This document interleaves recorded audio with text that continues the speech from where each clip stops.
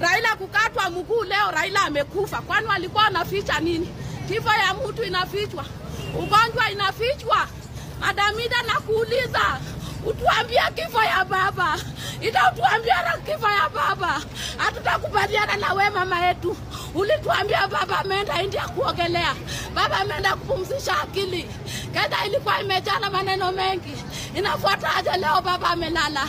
Inafuata aje leo Raila hayuko? Baba leo hayuko aje? Hapa tutaelewana na wewe.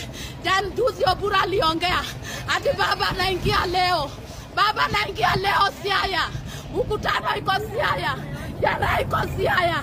Inaongoja baba. Leo inafuata aje ati baba amekufa? Raila amekufia nani? Raila ameua nani? Unamaliza baba amefanya nini? Mtetezi wa wanyonge huyu amekosa nini? Baba amekosa nini? Ambao sasa wanamfanya hivi.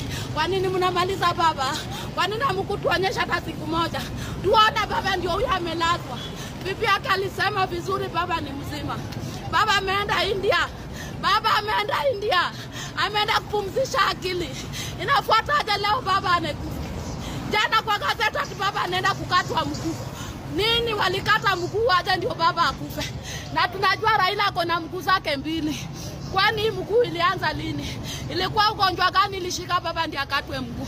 Ilikuwa ugonjwa gani ilishika baba ndiye akatwe mguu?